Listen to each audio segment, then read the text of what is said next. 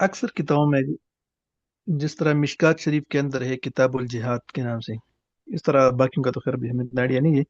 लेकिन यहाँ बुखारी शरीफ में ये किताबुल मगाजी, तो वो जो किताबुल जिहाद है और ये किताबुल मगाजी, इसमें मेन फर्क है सही, या सेम हदीस रिपीट हो रहे हैं वहां पर भी?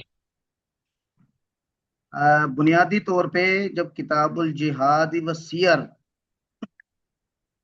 ये टाइटल दिया जाता है तो उसमें अहादीस तो आती हैं। थोड़ा पानी पी लूं।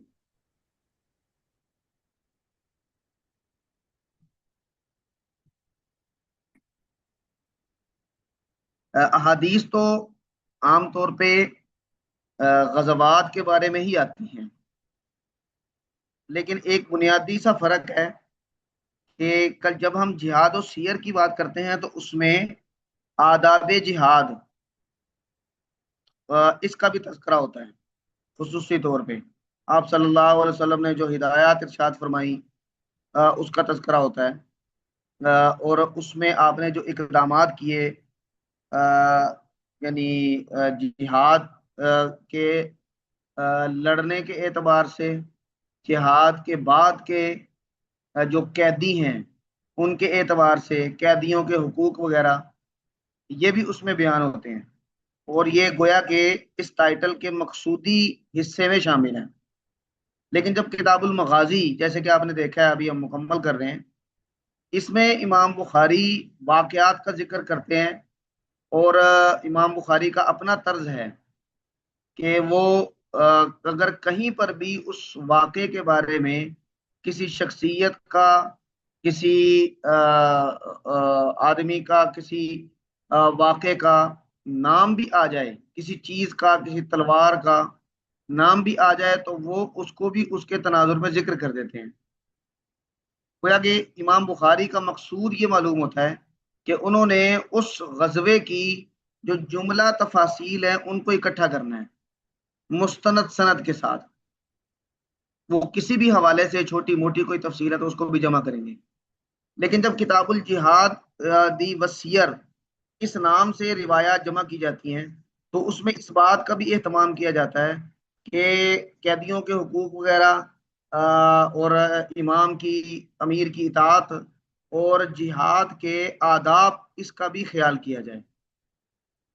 तो ये थोड़ा सा फर्क है, वरना आम तौर पे जो किताबुल जिहाद के टाइटल में जिक्र किया जाता है वो मगाजी का ही होता है, क्योंकि जिहाद तो सारे का सारा यही है जो किया गया है आप सल्लल्लाहु अलैहि वसल्लम के ज़माने में। जी शाह वली साहब। ये शुक्रिया उस्ताद जी। तो क्या बुखारी के अंदर सर किताबुल जिहाद के नाम से इस तरह कोई अब किताब है, या नहीं ये मगाजी के अंदर ही बस कंप्लीट है? हाँ, बुखारी में अलग से किताबुल जिहाद के नाम से कोई चैप्टर नहीं है। जी हमारे। जी। उस्ताद जी सच्चे एक। कलामी माफ। जी जी फरमाएं। जी जी, किताबुल जिहाद है, बल्कि मैं जिल्दे अव्वल के बिल्कुल आखिर में है। मैं ना ये जो बुखारी की आ, हमारे पास अबवाब बंदी है, मैं वो शेयर करता हूँ, 1 मिनट से।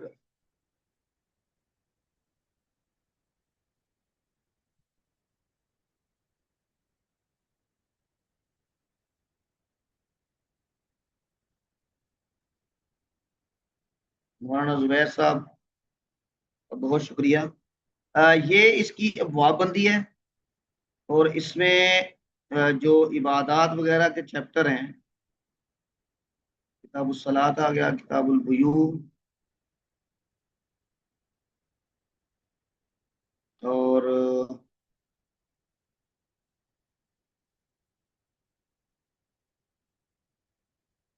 बदइल खल्क, फज़ाइल सहाबा, ये मगाजी। जी ये है किताबुल जिहाद वसीयर, बिल्कुल ठीक है। और इसके अबवाब आप देखें, अब इसमें थोड़ा सा फर्क भी आपको। फज़ाइल जिहाद, अफजलुन नासी मुमिनुन युजाहिदु बिनफ्सिही व मालिही, درجات المجاہدین، باب حور العین و صفتہ، کیونکہ حور العین کا بھی جہاد کے فضائل میں تذکرہ آتا ہے۔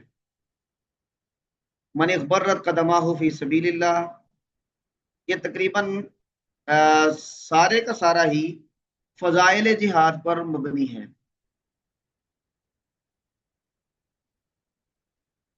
باب الصبر عند القتال، باب التحریض علی القتال، یہ سارے کا سارا وہ آداب جہاد اور فضائل جہاد پر مبنی ہے۔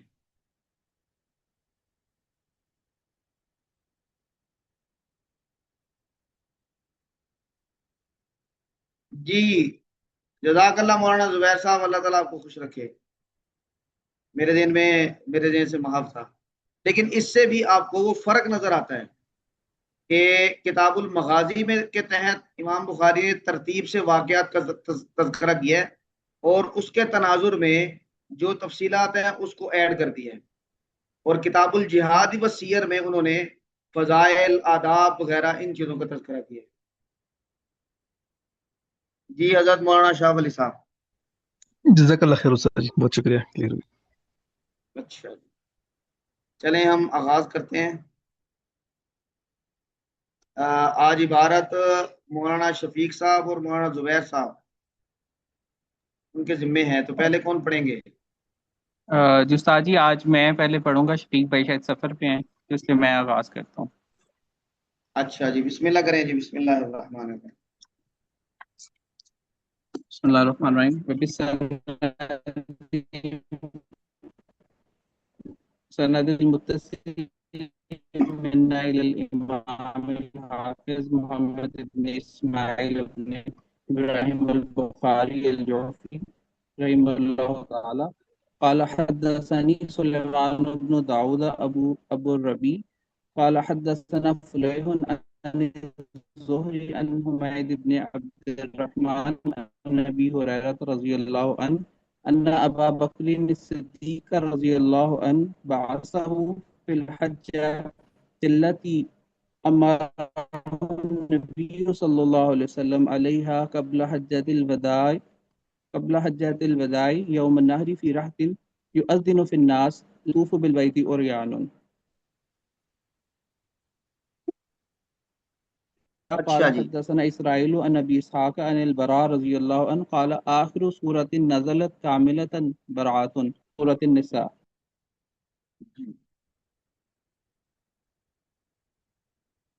ہاں جی، میری آواز آ رہی ہے جی؟ جی استاد جی، میری آواز آ رہی تھی؟ ہاں جی، آپ کی تھوڑی تھوڑی درمیان میں کٹ رہی تھی، تو میں سمجھ رہا تھا کہ شاید میری طرف سے نیٹ ورک کا ایشو ہے۔ میری آواز صاف ہے؟ صحیح، آپ بالکل کی آواز صاف ہے صاف ہے، زبیر بھائی کی طرف مسئلہ تھا۔ اچھا جی، چلیں اللہ خیر کرے۔ یہ فتح مکہ کے بعد جب رکاوٹیں ختم ہو گئیں اور راستہ پرامن ہو گیا، جو کہ حج کے فرضیت کی ایک شرط ہے کہ من استطاع الیہ سبیلا، قرآن کریم میں استطاعت کی جو شرط لگائی گئی ہے اس میں استطاعت مالی بھی ہے، استطاعت بدنی بھی ہے، اور یہ بھی استطاعت میں شامل ہے کہ آدمی مالی طور پر بھی صاحب استطاعت ہے، صحت مند بھی ہے، لیکن راستہ پرامن ہو۔ اور راستہ اگر پرامن نہیں ہے تو اس کا مطلب ہے کہ اس آدمی کو صاحب استطاعت نہیں سمجھا جائے گا، کیونکہ وہ وہاں تک جا نہیں سکتا۔ تو اللہ تبارک و تعالیٰ نے مسلمانوں پر حج فرض کیا جب مکہ فتح ہو گیا، اور مکہ کے فتح ہونے کے بعد راستہ پرامن ہو گیا، راستہ مسلمانوں کے قبضے میں آ گیا، مسلمانوں کی حکومت وہاں پر قائم ہو گئی۔ تو پھر اللہ تبارک و تعالیٰ نے بھی حج کی فرضیت کا حکم نازل کیا، اور پھر سرکاری طور پر آپ صلی اللہ علیہ وسلم نے 9 ہجری کو حضرت ابو بکر صدیق رضی اللہ تعالیٰ عنہ کی امارت میں حج کے لیے قافلہ بھیجا، اور ان کے ساتھ حضرت علی رضی اللہ تعالیٰ عنہ کو بھیجا اور کچھ اقدامات کرنے کا کہا۔ ان اقدامات کا یہاں پہ تذکرہ ہے۔ آپ صلی اللہ علیہ وسلم خود تشریف نہیں لے گئے، اس کے پیچھے بھی وجوہات یہی تھی کہ جو اقدامات آپ نے کرنے کے لیے کہا تھا وہ انتہائی ضروری تھے، اور اس میں کچھ نامناسب رسومات تھیں جو حج میں مشرکین مکہ نے اور عرب کے لوگوں نے شامل کر دی تھی، تو آپ نے ان کو ختم کروایا، کچھ اعلانات کروائے، اور جب یہ معاملہ سیٹل ہو گیا تو پھر 10 ہجری کو آپ صلی اللہ علیہ وسلم خود صحابہ کرام کے جلوں میں حج کے لیے تشریف لے گئے۔ تو فتح مکہ کے بعد کا کیونکہ یہ واقعات ہیں تو امام بخاری اس لیے اس واقعے کا بھی تذکرہ کر رہے ہیں۔ یہاں پہ حضرت ابو ہریرہ رضی اللہ تعالیٰ عنہ یہ بھی اس سفر میں ساتھ تھے، اور حضرت علی کو جو ذمہ داری سونپی تھی آپ صلی اللہ علیہ وسلم نے، حضرت ابو ہریرہ حضرت علی کی اس ذمہ داری میں شریک تھے، اور حضرت ابو بکر نے ان کی یہ ڈیوٹی لگائی تھی۔ تو وہ روایت کرتے ہیں کہ انا ابا بکر صدیق رضی اللہ عنہ، کہ حضرت ابو بکر صدیق رضی اللہ تعالیٰ عنہ بعثہ فی الحجۃ التی، ان کو آپ صلی اللہ علیہ وسلم نے بھیجا تھا اس حج میں، التی امرہ النبی صلی اللہ علیہ وسلم علیہا، کہ جس پر اللہ کے نبی صلی اللہ علیہ وسلم نے ان کو امیر بنایا تھا اس حج پر، قبل حجۃ الوداع، یہ حجۃ الوداع سے پہلے، یوم النحر، یعنی قربانی کے دن 10 ذوالحج کو، فی رہتن، ایک گروہ میں، یعنی حضرت ابو بکر صدیق نے حضرت ابو ہریرہ کو بھیجا تھا ایک گروہ کے ساتھ، یؤذن فی الناس، کہ وہ لوگوں میں یہ اعلان کر دیں، دو اعلان یہاں پہ تذکرہ ہے، لا یحج بعد العام مشرک، کہ اس سال کے بعد کوئی مشرک آدمی یہ حج نہیں کر سکے گا، ولا یطوف بالبیت عریان، اور بیت اللہ کا طواف کوئی آدمی برہنہ حالت میں نہیں کرے گا۔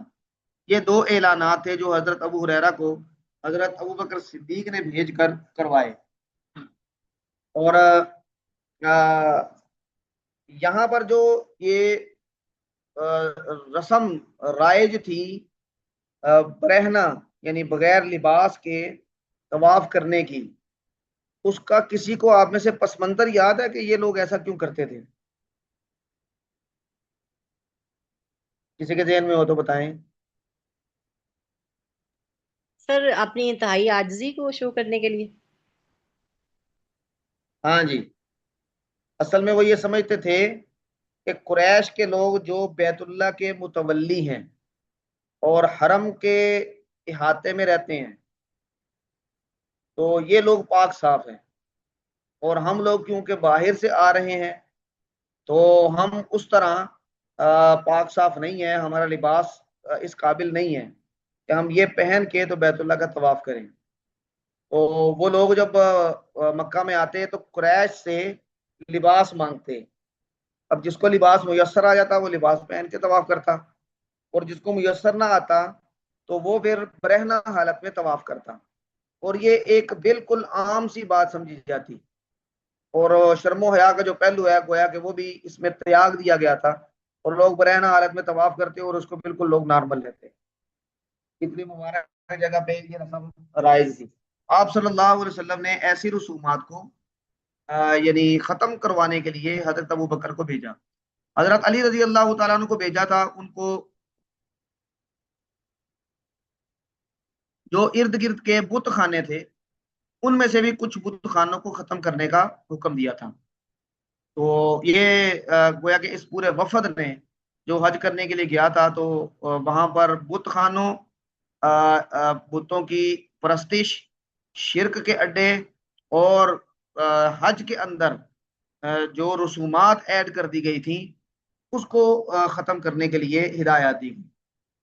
تو یہ اگلی روایت ہے حضرت براء بن عازب رضی اللہ تعالیٰ عنہ سے، تو وہ فرماتے ہیں کہ آخر صورت نزلت کاملتن، یہ سب سے آخری صورت جو پوری نازل ہوئی وہ سورہ براءۃ من اللہ، یعنی سورہ توبہ، وآخر صورت نزلت خاتمۃ صورت النساء، اور آخری صورت جو نازل ہوئی وہ سورۃ النساء کا خاتمہ ہے۔ یہاں پر صورت سے مراد ہے آیت، وہ کہتے ہیں کہ یستفتونک قل اللہ یفتیکم فی الکلالہ۔ اچھا، جو آخری صورت نازل ہوئی پوری وہ تو سورہ براء، یہ ٹھیک ہے، لیکن یہ جو سورۃ النساء کی آخری آیت ہے یہ آخری یعنی آیت کے طور پہ اس کو لینا کہ قرآن کریم کا یہ آخری وحی ہے، یہ مراد نہیں ہے یہاں پہ۔ عام طور پہ عوام الناس میں معروف ہے کہ جو سب سے آخری آیت ہے وہ تکمیل دین والی ہے، الیوم اکملت لکم دینکم، کئی جگہ پہ سلیبس کی کتابوں میں بھی دیکھا گیا ہے، لیکن یہ بھی درست نہیں ہے۔ یہ بھی ایکسکیوز می سر، جی جی فرمائیں۔ سر اس میں نا آپ صلی اللہ علیہ وسلم نے حج کے لیے حضرت ابو بکر کو امیر مقرر کر کے پہلے بھیجا تھا، پھر جب سورت توبہ نازل ہوئی تو پھر اس میں جو احکامات تھے کہ آپ مشرکین کے ساتھ جو معاہدہ ہے وہ ختم کر دیں، تو پھر وہ والی احکامات جو تھے وہ حضرت علی لے کے گئے تھے، تو پھر حضرت ابو بکر نے پوچھا تھا کیا آپ کو امیر بنا دیا گیا؟ انہوں نے کہا نہیں، امیر آپ ہی ہیں، تو یہ احکامات نازل ہوئے ہیں، یہ معاہدہ جو ہے وہ ختم کرنا ہے، تو وہ حضرت علی نے پڑھ کے سنایا تھا۔ جی ایسا ہی ہے، حضرت علی رضی اللہ تعالیٰ عنہ کو آپ صلی اللہ علیہ وسلم نے بھیجا تھا اور یہ کہہ کے بھیجا تھا کہ میرے خاندان کا کوئی آدمی ہی یہ اعلانات کرے گا جا کے۔ تو سورۃ البراءہ جو وہاں پر اس کے اعلانات کیے گئے وہ حضرت علی رضی اللہ تعالیٰ عنہ کے ذمے تھے، وہ حضرت ابوبکر کے ذمے تھے، یہی حج کے یہ یعنی عریان برہنہ حالت میں طواف نہیں کیا جائے گا اور کچھ دیگر۔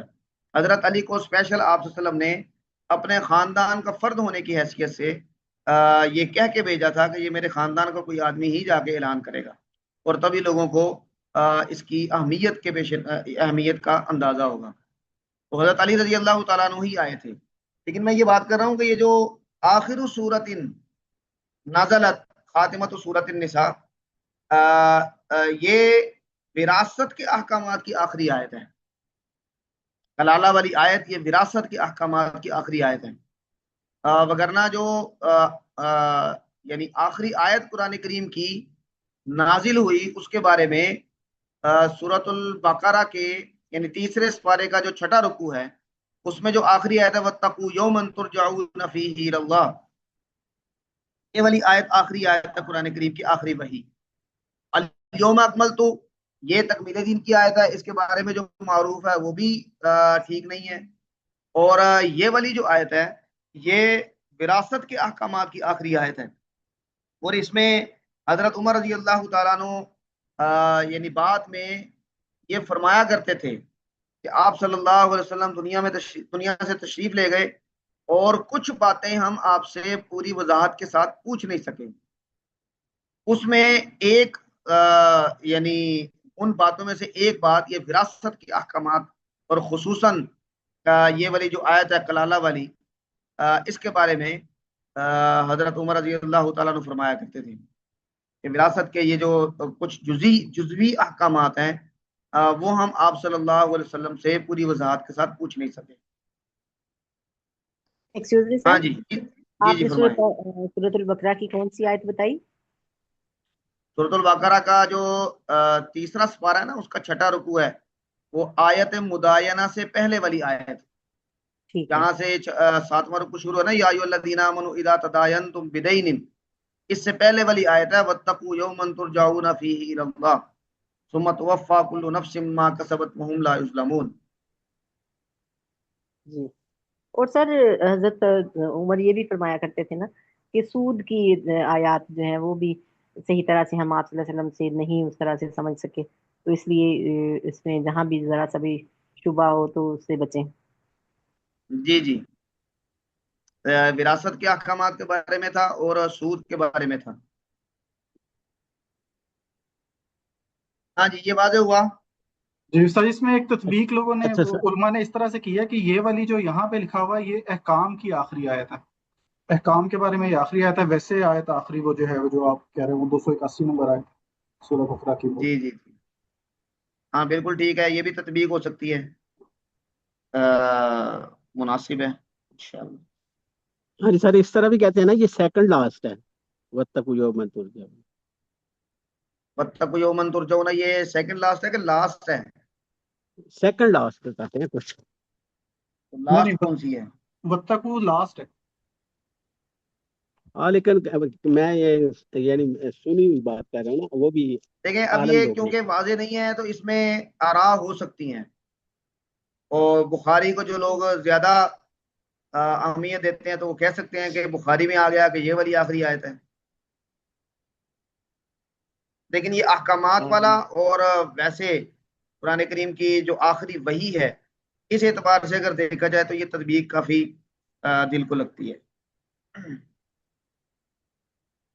اچھا جی، چلیں اگلے جو چیپٹر ہے یہ وفود کے بارے میں آئیں گے، یہ آگے وفود کا تذکرہ آئے گا۔ وفد بنی تمیم کا تذکرہ ہے، اس کے بعد عبد القیس کے وفد کا تذکرہ ہے، اس کے بعد بنو حنیفہ کے وفد کا تذکرہ ہے، پھر بنو نجران کے وفد کا تذکرہ ہے۔ تو امام بخاری اس میں جو روایات ہیں ان کو اکٹھا کریں گے، ایک وفد کے بارے میں جو روایات ہیں۔ بنو تمیم ان کے بارے میں دو قسم کی روایات آئیں گی۔ ایک یہ جو ابھی ہم روایت پڑھنے لگے ہیں اس میں آپ صلی اللہ علیہ وسلم کی قدر ناگواری اور ایک قسم کی ناراضگی کے اظہار کا تذکرہ ہے جو بنی تمیم کے کچھ لوگوں کے بارے میں ظاہر ہوئی۔ اس کے بعد بنو تمیم کے کچھ کارنامے اور نبی کریم صلی اللہ علیہ وسلم کے ساتھ ان کی خاندانی قرابت، اس کا تذکرہ آئے گا۔ بنو تمیم قبیلے کا تعلق یہ آپ صلی اللہ علیہ وسلم سے کوئی چوتھی پانچویں پشت میں جا کے مل جاتا ہے، اور یہ بنو اسماعیل کے خاندان جو تھے، جو قبائل تھے، ان میں شامل ہیں۔ آگے روایت ہے کہ آپ صلی اللہ علیہ وسلم نے ان کو اپنی قوم کہا، تو حضرت ابو ہریرہ رضی اللہ تعالیٰ عنہ اس کے راوی ہیں، وہ کہتے ہیں کہ جب سے میں نے یہ سنا ہے تو بنو تمیم کے ساتھ میری عقیدت اور محبت یہ کافی بڑھ گئی ہے، یعنی میں ان کے ساتھ میرا جو تعلق ہے وہ کافی مضبوط ہے۔ اور بنو تمیم کے ہی کچھ لوگوں کا کچھ مہمات کو سر کرنے کا بھی تذکرہ آئے گا۔ تو اس کا مطلب یہ ہے کہ جہاں پر بنو تمیم کے لوگوں سے آپ صلی اللہ علیہ وسلم کی ناراضگی کا ذکر ہے یہ پہلی روایت میں، تو یہ ایک وقتی سی ناگواری اور ناراضگی ہے۔ ایسی روایات کو ہم سیاق و سباق سے ہٹا کے اگر دیکھیں تو پھر ایسے لگتا ہے کہ جیسے آپ صلی اللہ علیہ وسلم اس پوری قوم کے ساتھ ہی ناراض ہو گئے، لیکن صحیح تناظر یہی ہے کہ اس کو ایک واقعاتی یعنی ایک واقعہ لیا جائے، اس میں کسی نے کوئی بات کی ہے، آپ نے اس میں ناراضگی کا اظہار کیا ہے اور بس بات ختم ہو گئی۔ وہ پورے کے پورے قوم یا قبیلے کو اس سے متہم سمجھنا اور ان کی شناعت بیان کرنا یہ درست نہیں ہے۔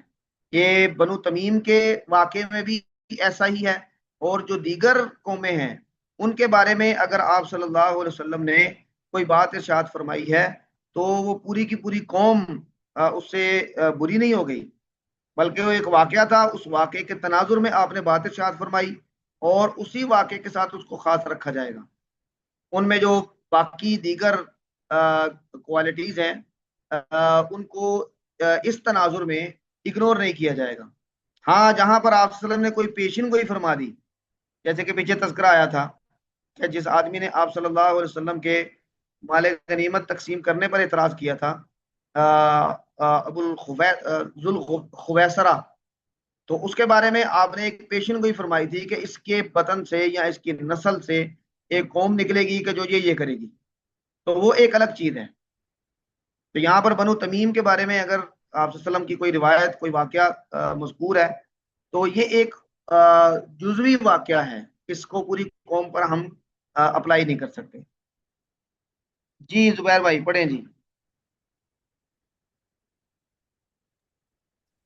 استاد جی پورا ساری روایتیں اکٹھی ایک ہی دفعہ میں پڑھ دوں؟ ہاں جی، ایک دفعہ پڑھ دیں جی۔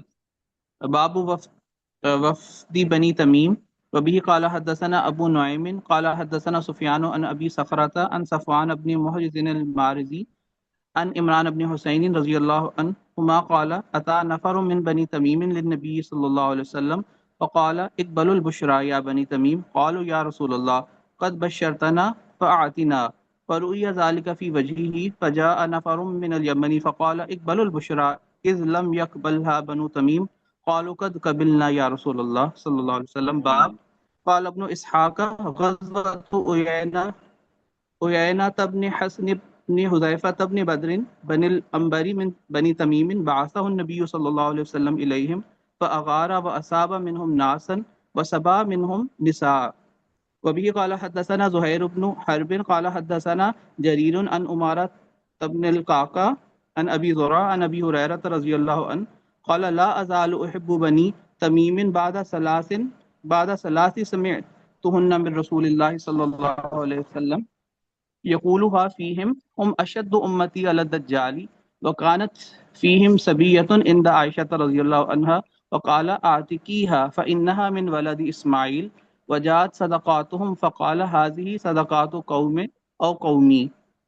وبه قال جی حدثنا إبراهيم بن موسى قال حدثنا هشام بن يوسف أن ابن جريج أخبرهم عن ابن أبي مليكة أن عبد الله ابن زبير أخبرهم أنه قدم ركب من بني تميم على النبي صلى الله عليه وسلم فقال أبو بكر أمر الكعكة ابن معبد ابن زرارة فقال عمر بل أمر الأقرع ابن حابس. قال عمر قال أبو بكر ما ردت إلا خلافي. قال عمر ما ردت خلافك فتماريا حتى ارتفعت أصواتهما فنزل في ذلك يا أيها الذين آمنوا لا تقدموا بين يدي الله ورسوله حتى انقضت. جزاکم اللہ خیرا، اللہ تعالیٰ خوش رکھے۔ اچھا جی، یہ پہلی روایت ہے وفد بنی تمیم کی۔ اس میں عمران بن حسین رضی اللہ تعالیٰ عنہما یہ روایت کرتے ہیں اور فرماتے ہیں اتا نفر من بنی تمیم للنبی صلی اللہ علیہ وسلم، نبی کریم صلی اللہ علیہ وسلم کے پاس بنو تمیم کا ایک وفد آیا، کچھ لوگ آئے۔ انہوں نے آگے اسلام قبول کیا۔ آپ نے ان کے اسلام قبول کرنے کے بعد یہ فرمایا اقبل البشرا، کہ تم بشارت قبول کرو۔ اب یہ بشارت ظاہری بات ہے کہ اخروی کامیابی کی تھی، یا بنی تمیم۔ تو آپ نے پورے قبیلے کو مخاطب اس لیے کیا کیونکہ یہ ان کی نسبت یہ بنو تمیم کے لوگ تھے، چاہے چند لوگ تھے۔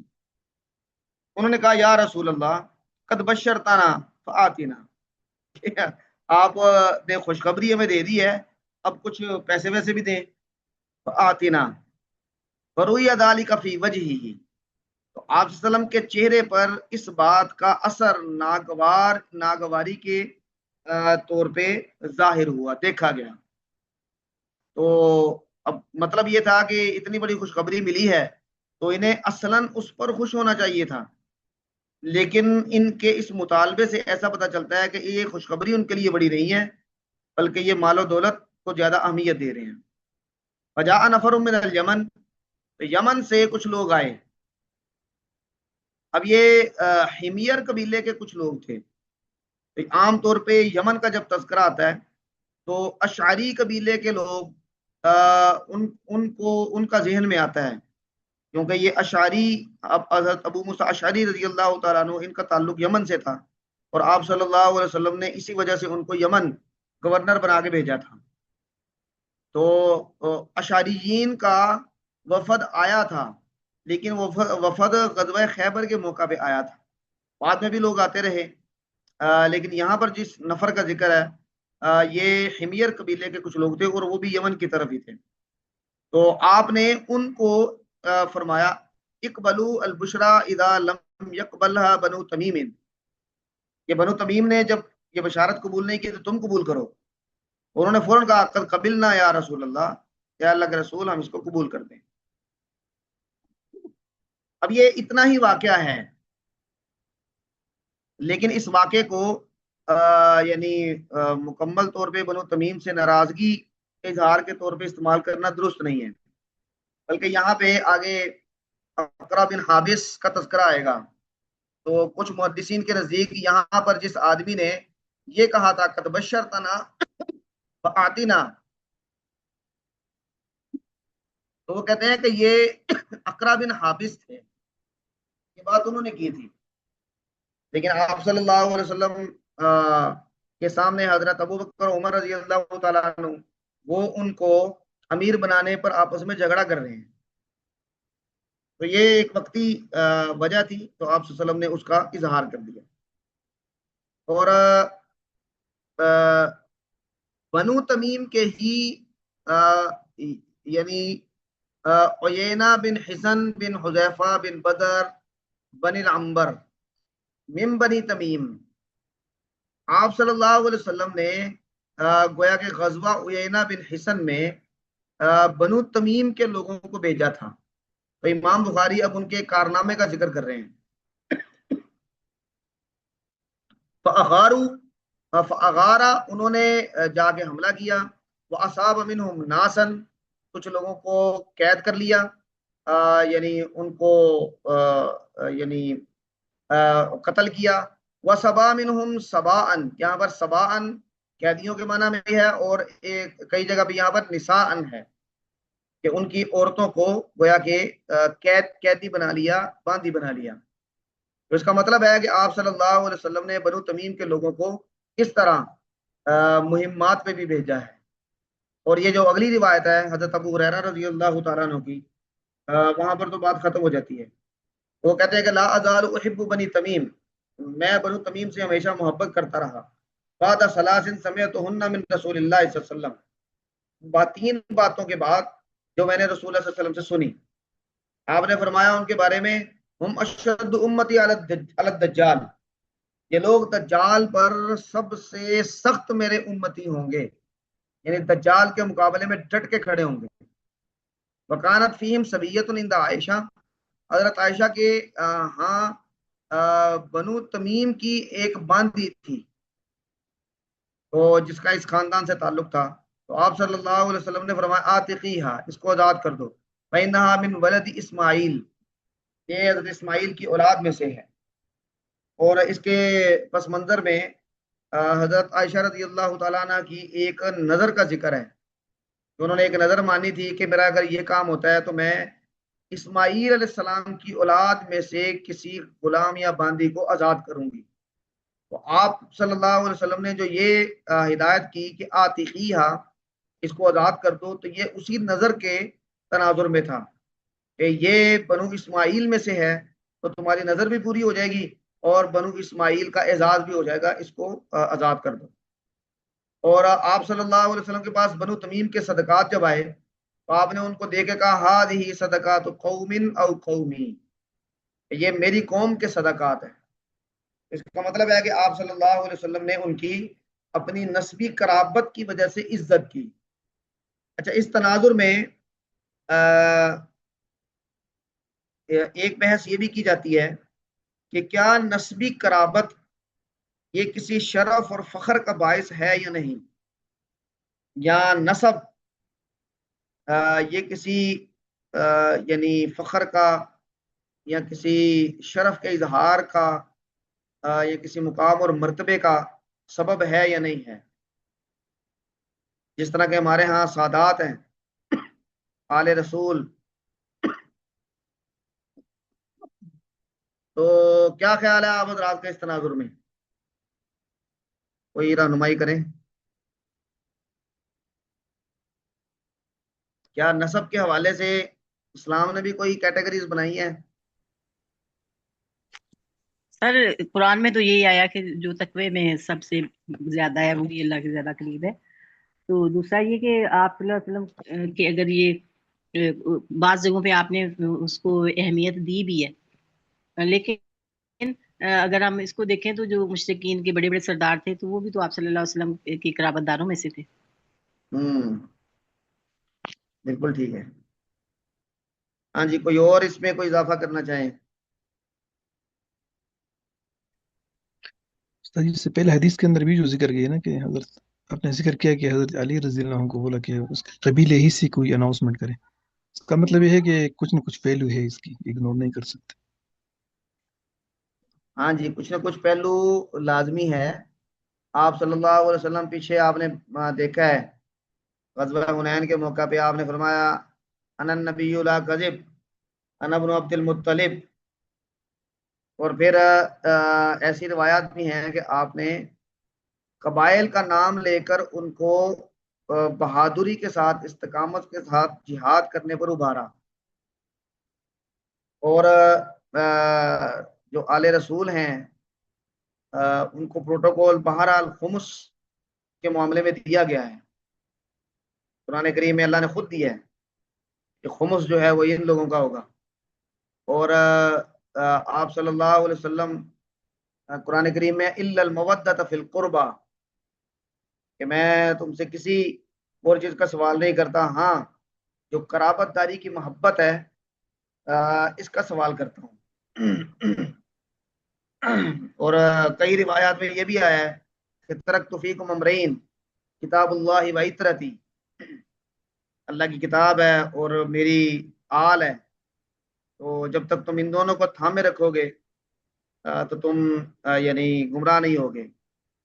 اور پھر ہمیں جب درود شریف پڑھنے کا کہا گیا ہے، بلکہ نماز کا حصہ ہے درود شریف، اس میں جہاں پر ابراہیم اور آل ابراہیم کا تذکرہ ہے وہاں پر محمد صلی اللہ علیہ وسلم اور آل محمد کا بھی تذکرہ ہے.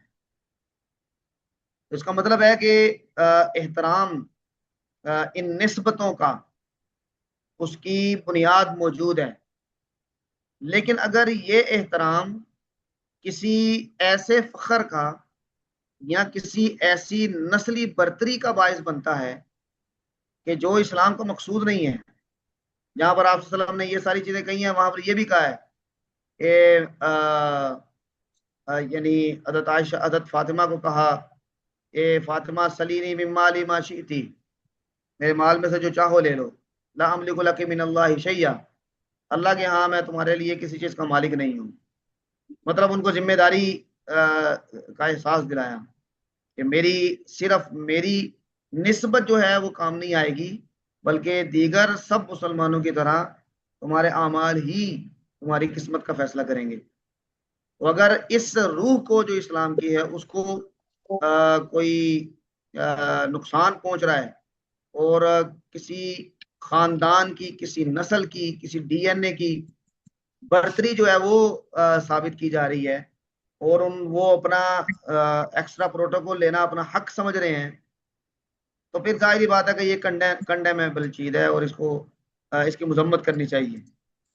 لیکن ان نسبتیں اپنی جگہ پہ، جو اسلام کی اصل روح ہے کلکم من آدم آدم من تراب، تم سب آدم کی اولاد ہو یعنی برابر ہو، اور آدم مٹی سے بنے تھے، تو یہ روح قائم رہنی چاہیے.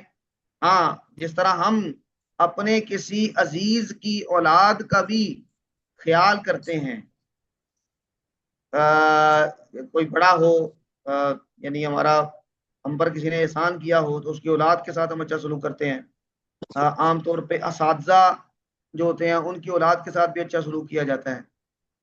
تو یہ نسبت کا جو خیال ہے یہ اپنی جگہ پہ وہاں پر بھی ہوگا، لیکن جہاں پر اسلام کی روح پر یہ غالب آنے کی کوشش کریں گے تو ظاہری بات ہے کہ وہاں پر پھر کمپرومائز نہ رسول اللہ صلی اللہ علیہ وسلم نے کیا ہے اور نہ ہی پھر ہمیں بطور دین کے طالب علم کے کرنا چاہیے. اور سادات کو بھی، آل رسول کو بھی ان چیزوں کا خیال رکھنا چاہیے. ہمارے ایک بڑے اچھے سینئر ہیں، ریٹائر ہو گئے، عابد احسان صاحب، وہ بہت یعنی کبھی کبھی تشریحات میں بڑی اچھی تشریح کرتے ہیں. وہ کہتے ہیں کہ آج کل کے جو سادات ہیں ان میں سے اکثر خصوصاً گدی نشین جو بن گئے تو وہ تو ان کی سائیکی کو اگر یعنی ہم ذرا کریدیں تو ایسے لگتا ہے کہ جیسے یہ اپنے آپ کو نبی سمجھ رہے ہیں اور باقی ساری یعنی مخلوق کو امت سمجھ رہے ہیں اور اپنے لیے وہی پروٹوکول چاہ رہے ہیں جو ایک نبی کا ہوتا ہے. تو اگر کوئی ایسا کر رہا ہے تو ظاہری بات ہے کہ یہ درست نہیں ہے. ہاں جی، اس حوالے سے کسی کے ذہن میں کوئی بات ہو تو فرمائیں. استاد جی ہاں جی جی آپ کریں سوال. میرا سوال یہ تھا جی جی آواز جی آ رہی آواز. کہ جو یہ قرابت داری ہے اس میں چلیں جس طرح سے فضیلت وغیرہ کا بیان آتا ہے اس میں کچھ سمجھ آتی بھی ہے، لیکن جو جس قوم نے جتنی خدمت کی ہوتی ہے اس حساب سے بھی تو اس کو اس کا عزر ملنا چاہیے نا. لیکن جب ہم دیکھتے ہیں اس میں خلافت کے معاملات میں، تو وہاں خلافت صرف اور صرف قریش کو ملی. وہ انصار کے جو ہے اس انصار میں سے کسی کو بھی خلافت کے طور پر کیوں قبول نہیں کیا گیا؟ ہم نے بھی حدیث بھی پڑھی تھی کہ آپ صلی اللہ علیہ وسلم نے فرمایا کہ آئندہ جو ہے وہ خلافت جو ہے وہ قریش میں آئے گی. تو یہاں پر اس چیز کو ہم کیسے جسٹیفائی کریں گے؟ اچھا، ہم نے اس پہ تھوڑی سی بات کی بھی تھی اگلی کلاس میں. جو الائمۃ من قریش والی روایت ہے، آج کل محدثین بلکہ 8ویں صدی کے بعد علامہ ابن خلدون کی تشریح کے بعد، جو کہ بڑی فٹ بھی بیٹھتی ہے، یہ آپ صلی اللہ علیہ وسلم کی طرف سے کوئی امر نہیں تھا، بلکہ یہ ایک صورت واقعہ کی خبر تھی.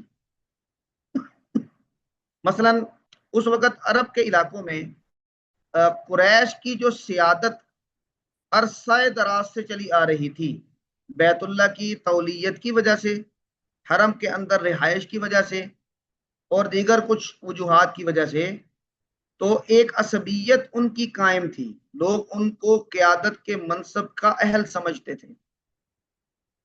اور جو مہاجرین تھے یہ قریش تھے، انصار قریش نہیں تھے.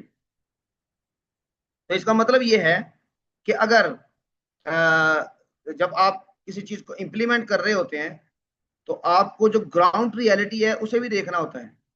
اگر آپ گراؤنڈ ریالٹیز کو اگنور کر کے کوئی امپلیمنٹیشن کرتے ہیں تو اس میں بہت مسائل پیدا ہوتے ہیں.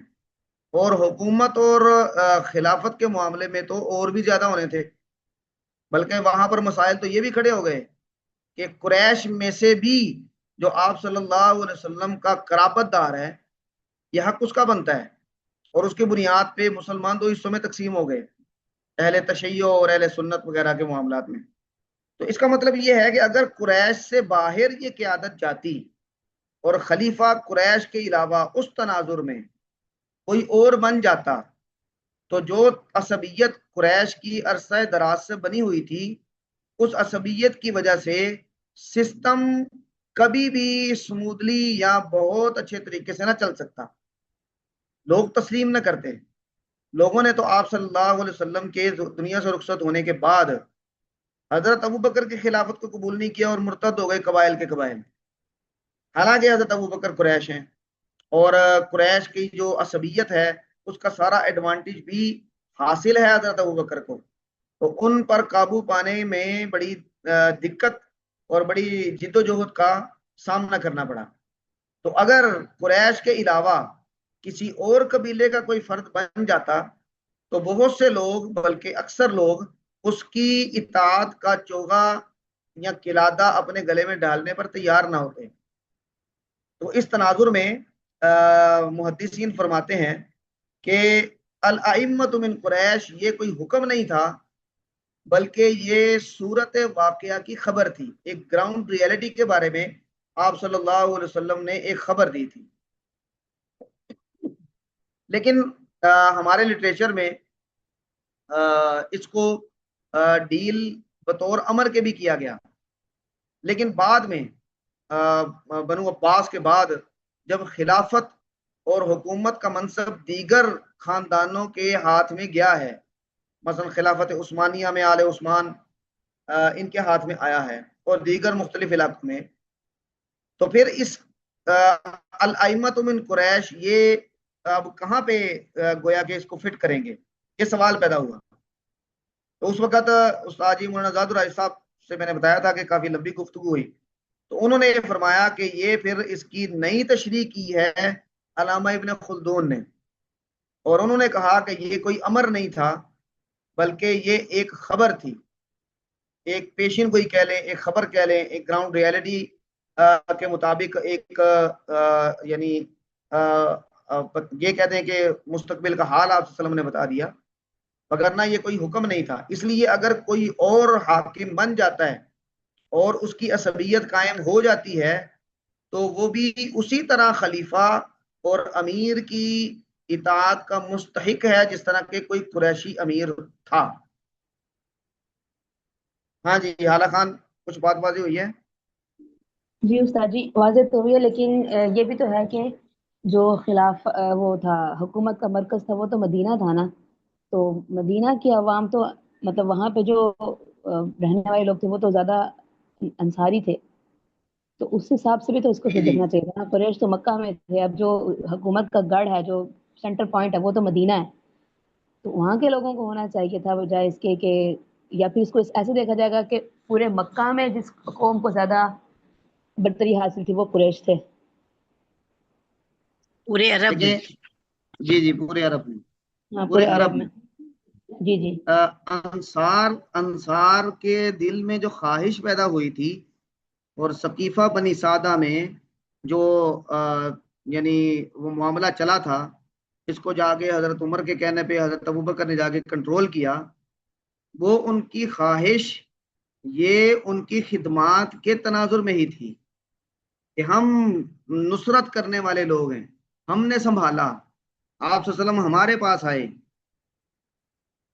اچھا، لیکن بہرحال جو اس وقت پورے، یہ مدینہ کا حاکم تو نہیں بننا تھا نا، اگر مدینہ کا حاکم بننا ہوتا تو پھر کسی انصاری نہیں ہونا تھا، یہ تو پورے عرب کا تھا، اور مکہ جو کہ مرکزی جگہ ہے وہ بھی فتح ہو چکا تھا، وہاں کے بھی لوگ تھے، اب پورے عرب کے جو قبائل تھے وہ اس چیز کو تسلیم نہ کرتے۔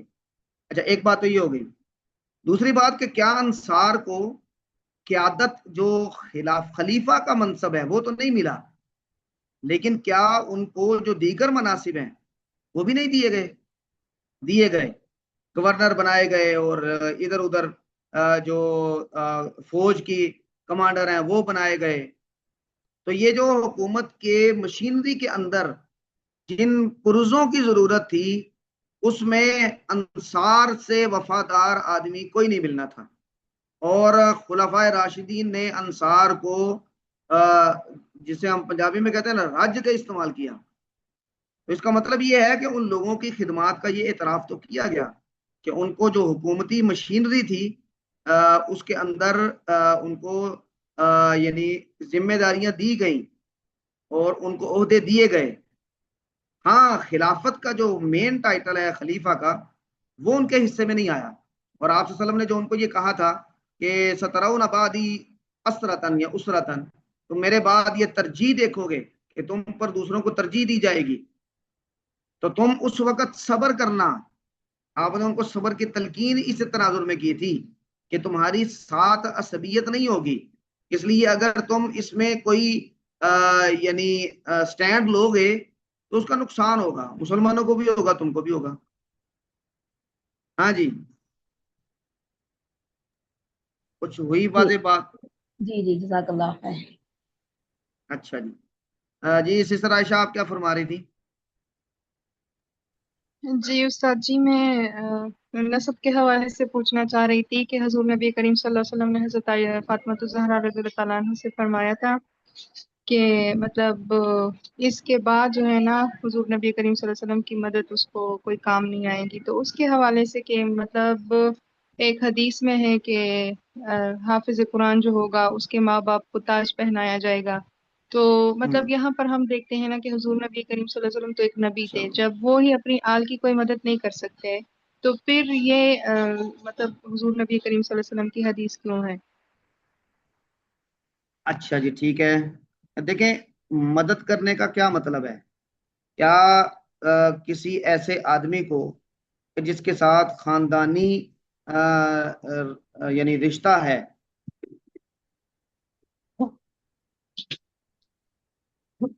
یا اولاد ہے، بیٹا یا بیٹی ہے، اس کے بے ایمانی یا اس کے برے اعمال کے باوجود نبی کی قرابت کی بنیاد پہ کیا صرف اس کو پروٹوکول ملے گا، یا وہاں پر پروٹوکول ان کو ان کے اعمال کی بنیاد پہ ملے گا؟ قرآن کریم میں اللہ تبارک و تعالیٰ نے 2-3 مثالیں دی ہیں نوح علیہ السلام کے بیٹے کی، تو اللہ تعالیٰ نے فرمایا کہ یہ تمہارا بیٹا نہیں ہے، حالانکہ وہ نسبی بیٹا تھا، اس کا مطلب یہ ہے کہ وہ ایمان والا نہیں تھا اور اس کے اعمال ٹھیک نہیں تھے، انہ عمل غیر صالح، کہ اس کے اعمال ٹھیک نہیں ہیں. اور اسی طرح لوط علیہ السلام کی بیوی، ان کا واقعہ قرآن کریم ذکر کرتا ہے. تو اس کا مطلب یہ ہے کہ صرف قرابت، یہ عزت حاصل کرنے کا، سوسائٹی میں کچھ مقام حاصل کرنے کا یہ تو ذریعہ ہے کہ ایک صاحب حیثیت آدمی ہے تو اس کی اولاد کو بھی سوسائٹی میں اس کی حیثیت کا فائدہ ہوگا.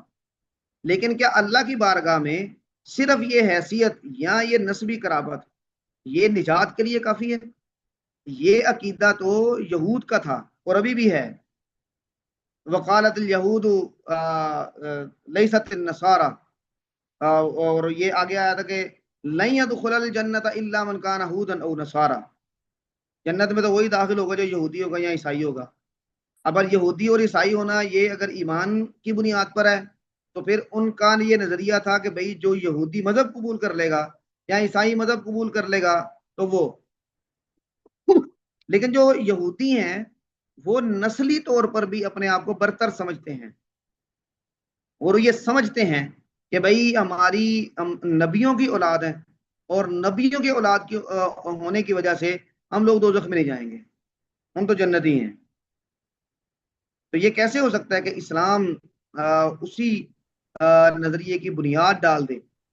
ہاں، جو سوسائٹی میں کسی حیثیت کا فائدہ ہونا چاہیے وہ ہوگا. حضرت حسین رضی اللہ تعالیٰ عنہ، حضرت علی رضی اللہ تعالیٰ عنہ، ان کو اعتراض کیا تھا. حضرت ابوبکر کی انہوں نے شروع میں بیعت نہیں کی تھی، ان کو اعتراض یہی تھا، انہوں نے اعتراض کیا بھی. انہوں نے کہا کہ ابوبکر ہم یہ سمجھتے تھے کہ قرابت کا حق ہمارا ہے کہ کم از کم ہمیں مشاورت میں تو شریک کیا جاتا، تو آپ لوگوں نے تو ہمیں مشاورت میں بھی شریک نہیں کیا. تو ٹھیک ہے، یہ سوشل سٹیٹس کے اعتبار سے ٹھیک ہے، لیکن جو اخروی کامیابی ہے اللہ کے ہاں، یہ نسبی قرابت اسی کو فائدہ دے گی جس کے اپنے ذاتی اعمال درست ہیں. ہاں جی، واضح ہوا. اور یہ جو مثال ہے نا آپ نے حافظ قرآن کی دی، تو وہ حافظ قرآن بھی اگر خود بخشا جائے گا تو پھر ہی والدین کو کہ والدین نے اس کی یہ تربیت کی ہے کہ اس نے قرآن یاد بھی کر لیا، اس کو یاد رکھا بھی، اس کے حلال کو حلال سمجھا، حرام کو حرام سمجھا، تو ان کی تربیت کی وجہ سے ان کو یہ اعزاز ملے گا.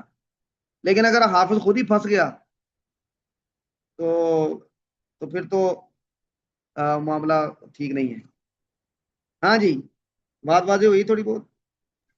جی استاد جی، مطلب اپنی اسٹرگل خود انسان نے کرنی ہے جس طرح سے بھی ہو، کیونکہ ویسے تو مطلب خوشخبریاں ایسے کہ اولاد جس کی چھوٹی عمر میں فوت ہو جائے وہ بھی ہے کہ وہ بھی اس کی سفارش کرے گی، لیکن یعنی معاملہ یہی ہے کہ اپنی اسٹرگل کرنی ہے انسان نے.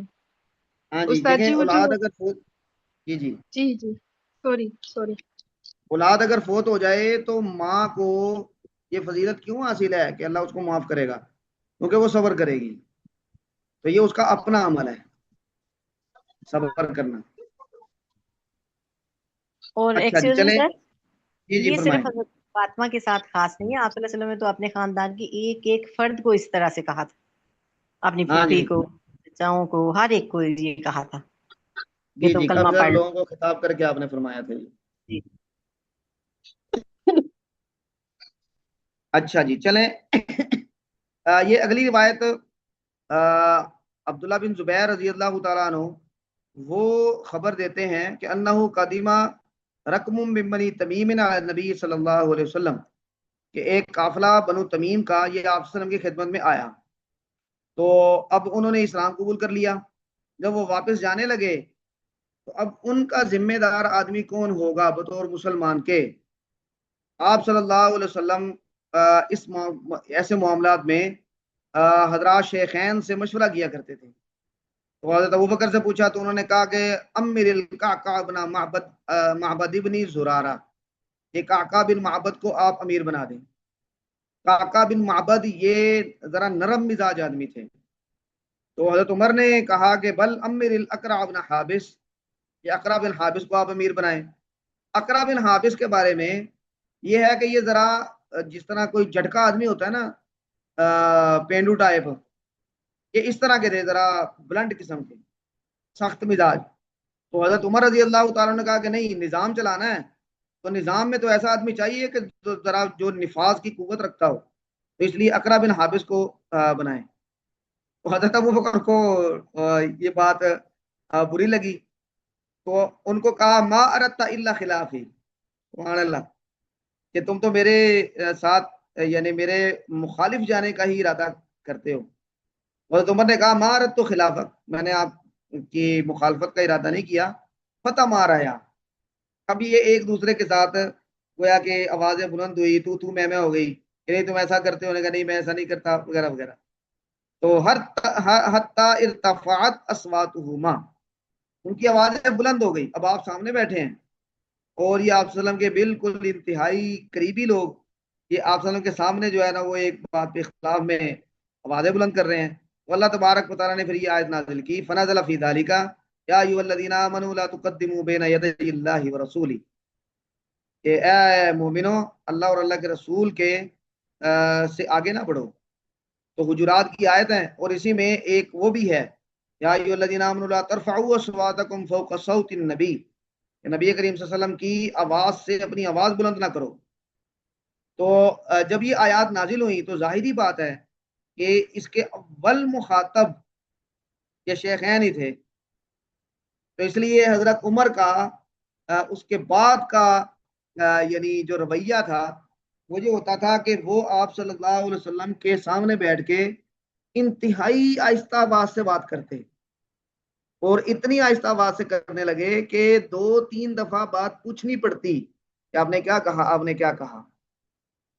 تو قرآن کریم کا جو نزول ہے نا، نزول ان لوگوں نے اپنے اوپر بھگتا ہے اور اپنے اوپر اس کو گویا کہ نافذ کیا ہے.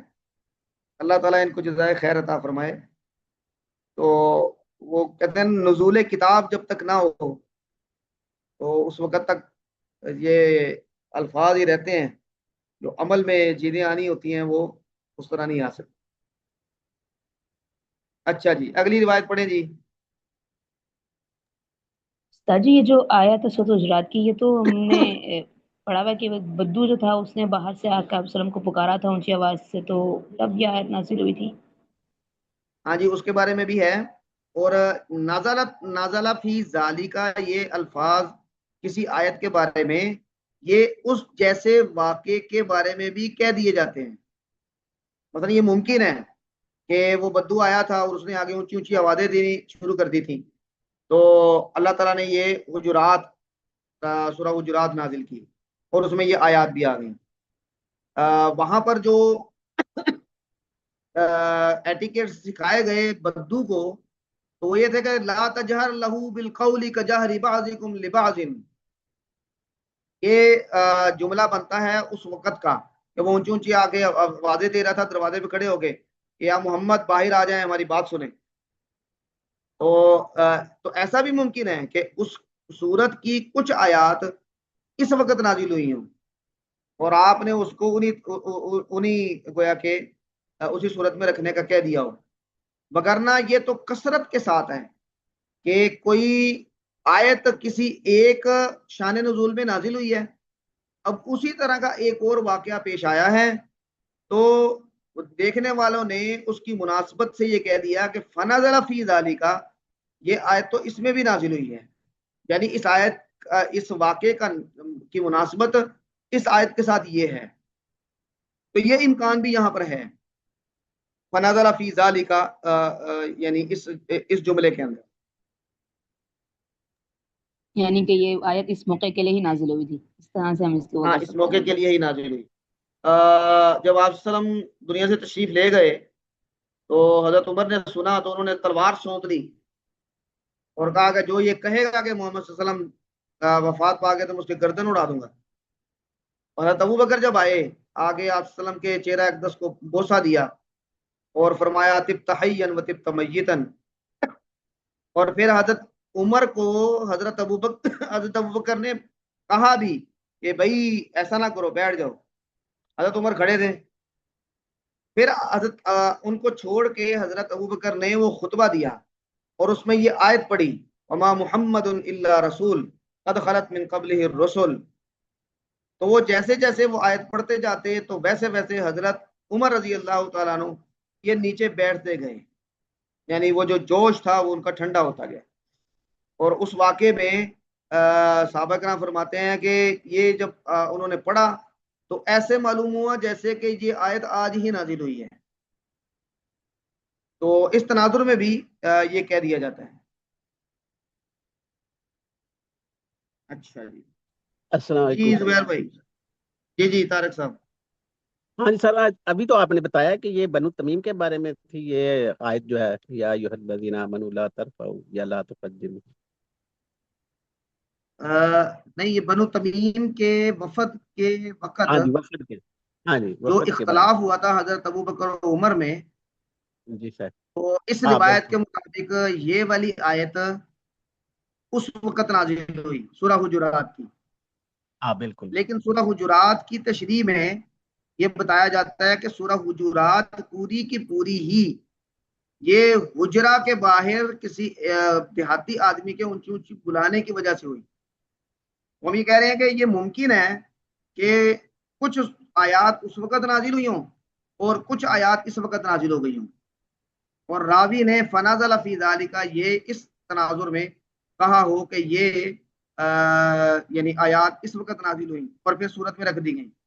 لیکن اگر پوری صورت بھی اس وقت نازل ہوئی ہے تو یہ امکان موجود ہے، اور کئی جگہ پہ اس کا روایات میں ہے کہ ملتے جلتے واقعات میں بھی یہی لفظ کہہ دیا جاتا ہے، فنازل فی ذالک فنازل فی ذالک. ٹھیک جی ہو گیا. حمزہ طارق صاحب. ہاں جی سر ٹھیک ہو گیا. اچھا جی، ہمارا وقت ختم ہوا. آپ کی اگلی کلاس بھی ہے تو ہم یہاں پہ روک دیتے ہیں. کل انشاءاللہ ہم یہاں سے پڑھیں گے اور ذرا تیزی کے ساتھ پڑھیں گے. جزاکم اللہ خیرن. اللہ تعالیٰ آپ کو خوش رکھے. انشاءاللہ کل ملاقات ہوتی ہے. ہاں جی. دوسری کلاس آپ کی 8:45 ہے. تو جو لوگ شریک ہو سکتے ہیں تو لازمی شرکت کریں. جو تھوڑا دیر سے شریک ہوں گے نماز وغیرہ کی وجہ سے تو وہ بھی آ جائیں. لیکن کلاس کو کریں. وہ آج ہی سفر میں ہیں تو کافی مشقت سے آج وہ کلاس لے رہے ہیں. جزاکم اللہ خیرن. السلام علیکم ورحمۃ اللہ وبرکاتہ. وعلیکم السلام.